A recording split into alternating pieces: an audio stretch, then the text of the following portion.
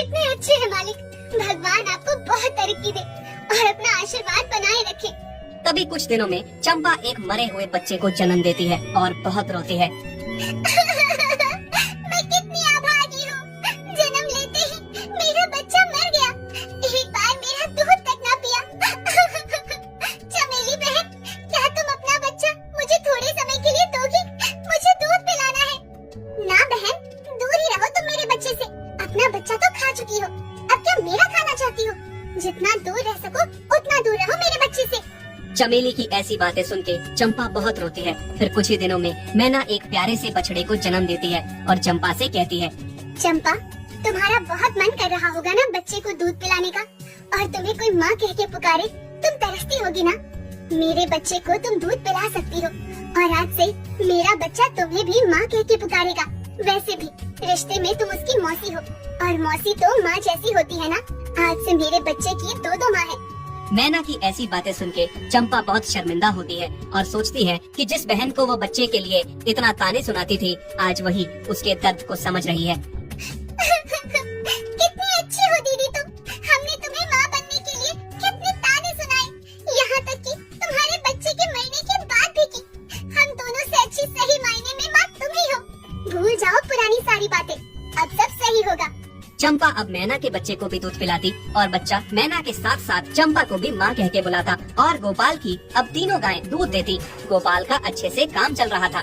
एक गांव में रघु नाम का एक आदमी रहता था।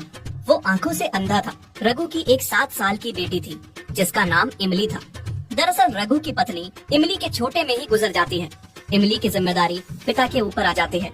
लेकिन कुछ ही दिनों में रघु अपनी आंखों की रोशनी खो बैठता है, जिस वजह से वो पहले की तरह अच्छे से काम भी नहीं कर पा रहा था। फिर भी वो काफी हद तक कोशिश करता था कि अपनी बेटी को अच्छी जिंदगी दे पाए और बेचारी इमली अपने छोटे में ही अपने बाप का काम में हाथ बटाती। रघु के पास भोली नाम की एक गाय थी। भोली तो भोली ही थी, जैसा नाम था वैसे ही वो खुद भी थी। इमली अपनी माँ को बहुत पहले ही खो चुकी थी। वो भोली को ही अपनी माँ मानती थी। भोली का एक बछड़ा भी था। इमली पूरा दिन भोली और उसके बछड़े के साथ बिताती, खेलती और उसका दूध भी पीती और भोली को माँ कह के भी पुकारती। क्या हुआ इमली? कितनी बार तुमसे कहा मैंने, खुद रोटी बना लूंगा। जला लिया ना हाथ तुमने। तुम क्यों ऐसे काम करती हो बेटा? तुम ये सब नहीं कर सकती, बहुत छोटी हो अभी। नहीं बाबा, मैं धीरे धीरे सीख जाऊंगी। आप बस रोटी खा लीजिए। मैंने आपके लिए गर्मा गर्म रोटी बनाई है। मैं भोली माँ का दूध पी के सो जाऊंगी बाबा। इमली तो भोली को ही अपनी माँ मानती थी, पर भोली भी उसे अपनी बेटी से कम नहीं मानती थी। यहाँ तक कि भोली इमली से बात भी करती थी। पूरा दिन इमली भोली और उसके बछड़े के साथ बिताती, वहीं पे सोती, खाती और उसका दूध भी पीती और इमली ही भोली को जंगल चराने भी ले जाती। फिर एक दिन की बात है, इमली बड़ा सा बर्तन लेकर भोली के पास आकर कहती है, भोली माँ, मैं दूध लेने आई हूँ। जल्दी से दूध दे दो, फिर तुम्हें चराने जंगल जाना है। हाँ तो मेरी बच्ची ले लो दूध। मैंने कभी मना किया है जो आज करूँगी। उसके बाद भोली खड़ी हो जाती है इमली को दूध देने के लिए। इमली कुछ दूध बर्तन में निकाल लेती है और कुछ वहीं पी लेती है, उसके दूध में मुंह लगा के। फिर उसके बाद भोली को लेकर चराने जंगल जाती है। जब तक भोली घास चरती है तब तक इमली खूब खेलती है और बेर खाती है। भोली घास खाती खाती थोड़ी दूर निकल जाती है। अरे वाह, वहाँ दूर मुझे खूब बड़ी बड़ी घास दिख रही है। पर मैं घास खाने दूर निकल गई तो इमली अकेले रह जाएगी। लेकिन घास भी तो बहुत बड़ी बड़ी और अच्छी है। जी भी बहुत ललच रहा है। हाँ, ऐसा करती हूँ, जल्दी जल्दी जाके घास खा के आ जाती हूँ। तब तक इमली अपने खेल में व्यस्त है। भोली घास खाने चली जाती है। जैसे ही वहाँ घास खाने लगती है तभी भोली पे जंगल के शेर की नजर पड़ जाती है। शेर बहुत खुश हो जाता है, आज उसे इतना अच्छा शिकार मिला। शेर? मुझे लगता है मैंने बहुत बड़ी गलती कर दी यहाँ आके। भोली भागने लगती है और शेर उसके पीछे पीछे भागता है। एक जगह भोली थक हार के गिर जाती है और घुटने के बल गिर जाती है और डर के मारे थर थर कांपने लगती है। मूर्ख गाय, मुझसे दूर भाग रही है। हाँ, वैसे तुम तो बहुत तंदुरुस्त गाय हो। तुम्हें खा के मुझे 1 हफ्ते तक भूख नहीं लगेगी। नहीं महाराज, मुझे मत खाइए। कैसे ना खाऊं? हाथ आया हुआ शिकार कैसे छोड़ दूं? ठीक है महाराज, मैं समझ गई कि आज मेरी मौत आपके हाथों लिखी है। मैं आपका शिकार बनने वाली हूँ, पर उससे पहले मेरी एक बात सुन लीजिए। मेरी एक आखिरी इच्छा है। ठीक है, बताओ क्या कहना चाहती हो तुम? महाराज, मेरे 2 बच्चे हैं, एक बेटी जिसका नाम इमली है और एक मेरा बछड़ा है। वो दोनों अभी बहुत छोटे हैं, नादान हैं, मेरा दूध पीते हैं, और अगर वो मेरा दूध एक दिन ना पिए तो भूखे रह जाएंगे। मुझे बस एक बार घर जाने दीजिए। मैं उन दोनों को खूब सारा दूध पिलाऊंगी और उनको किसी को सौंप के फिर यहाँ आपके पास वापस आ जाऊंगी। उसके बाद आपने मेरे साथ जो करना होगा कर लेना।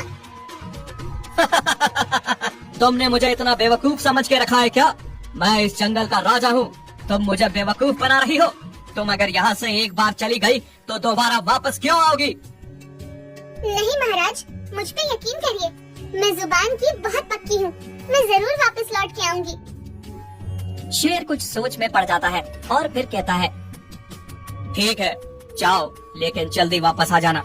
भोली उदास होकर घर आती है और सोचती है कि वो जा तो रही है, पर अपने बच्चे को कैसे छोड़कर वापस आएगी, कैसे उन्हें समझाएगी कि उनकी माँ अब नहीं लौटने वाली। उधर इमली भोली को ढूंढ ढूंढ कर थक चुकी थी और वापस घर आ गई थी। इमली बेटी, तुम रो क्यों रही हो? क्या हुआ? और शाम हो गई है, भोली कहाँ है? बाबा, आप सच कहते थे।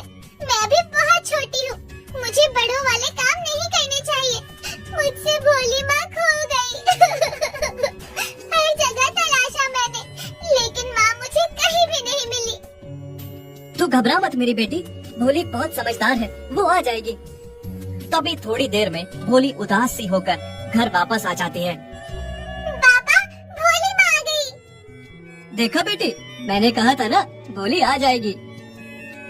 इमली और भोली का बछड़ा जाकर भोली के गले से लग जाते हैं। भोली इमली और अपने बछड़े को पेट भर दूध पिलाती है। दूध पिलाते समय उसकी आंखों में आंसू थे। दूध पिला के वो इमली और अपने बछड़े से कहती है कि उसे जाना होगा, उसने किसी को वादा किया है। इमली और बछड़ा ये सुन के बहुत रोते हैं। नहीं माँ, आप कहीं नहीं जाओगे। हम दोनों बच्चे आपके बिना कैसे रहेंगे? मैंने किसी से वादा किया है कि वो मुझे थोड़े समय के लिए जाने दे। मुझे अपने बच्चों को बता के आना है कि उनकी माँ अब कभी लौट के नहीं आने वाली। तुम दोनों अपना ख्याल रखना, हमेशा सबके साथ ईमानदार रहना। आगे जाके ये ईमानदारी ही तुम्हारी काम आएगी। ये कह के भोली वहाँ से चली जाती है। इमली और छोटा बछड़ा भोली माँ को पीछे से देखते रहते हैं। भोली जब जंगल पहुँचती है तो शेर को यकीन ही नहीं होता कि गाय लौट आई है। भोली शेर के आगे घुटने टेक के सर झुका के बैठ जाती है। लीजिए महाराज, अब मेरे साथ जो करना है कर लो, मैं आ गई। अरे वाह, तुम आ गई। मुझे तो लगा था तुम अब लौट के नहीं आओगी, पर तुम तो बहुत ही ईमानदार गाय हो। अपनी जान के बिना परवाह किए वादा पूरा कर रही हो। मैं तुमसे बहुत खुश हुआ और इसी खुशी में मैं तुम्हारी जान बख्श देता हूँ। जाओ, तुम अपने बच्चों के साथ खुशी खुशी रहो और अपने बच्चों को खूब सारा दूध पिलाओ। भोली बहुत खुश हो जाती है और अपने बच्चों के पास घर लौट आती है। बच्चे माँ को देखकर बहुत खुश थे और माँ के गले से लग जाते हैं।